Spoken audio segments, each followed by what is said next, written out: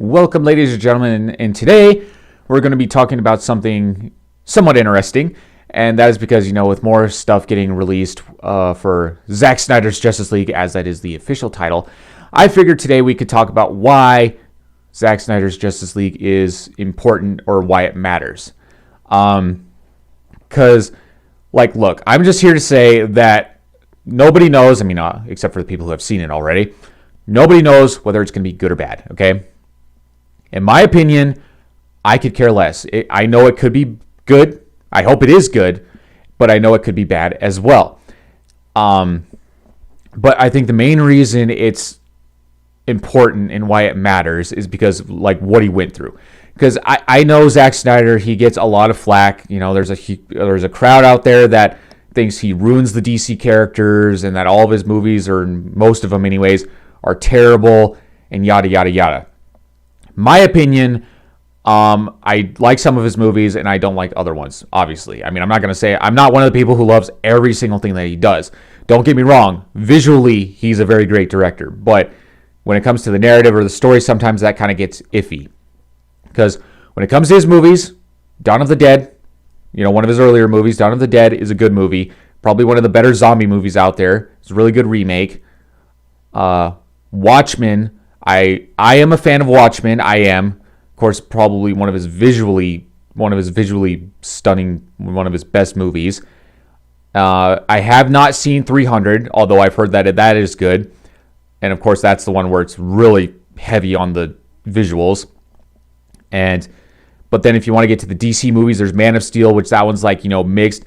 I think it's okay, but I'm not a huge Superman fan, so I don't cling on to it that much. BVS, that one's kind of eh. The Ultimate Edition is better, but it's still kind of for me. I did like Batman because I'm a huge Batman fan. Other than the fact he killed, but I like that they took the inspiration from The Dark Knight Returns because that's one of my favorite stories, and I just loved the look and the attitude that he had. And I know that's probably why he was killing, because he's over the edge basically. But yeah, that was basically it. I just felt like they tried to do way too much in that movie. And then you had Justice League in 2017, which I know is not his movie. Trust me, I know it's Justice League. I know. But that's what annoys me but they still put his name as the director, even though I think they said only 10% of that movie was his film, which is seriously, yet they still put his movie. I don't know, because we all know what a mess Justice League was. So, look, I know there's a crowd out there that hates him, thinks he shouldn't make movies, yada, yada, yada. But the reason why I think it matters is because it's of what he went through. Okay, because first of all, in the main thing, he had that family tragedy, which that's not a joke. Anybody who, makes fun of him, craps on him, it's just, come on.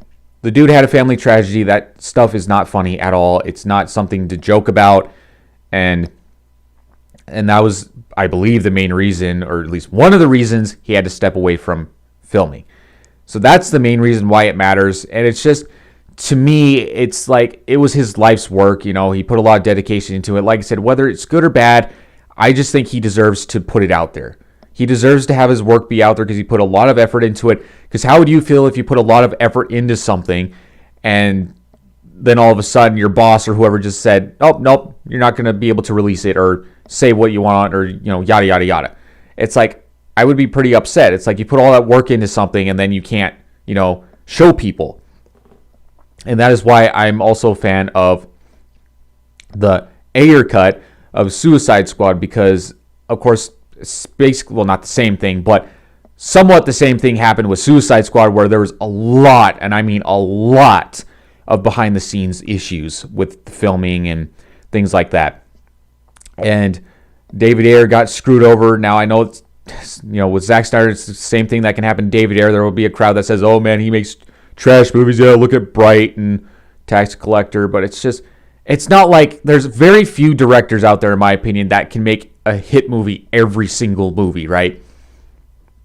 I'm not trying to make this a Marvel versus DC thing, but it's the Russo brothers, they make the Avengers movies, those are solid, but then they try anything outside the MCU and they're not good, okay? It's just, it's very, I don't want to say it's rare, but it's just, there's a very few select directors that every movie they do is a hit. So, of course, every now and then a director is going to have a miss. And I just want Ayer to have the same thing happen to him because he's even said that his cut is done, and it's like the same thing happened to him where there's a lot of behind the scenes issues, and it's just, his work basically got thrown out the window. So I feel like he deserves a shot too.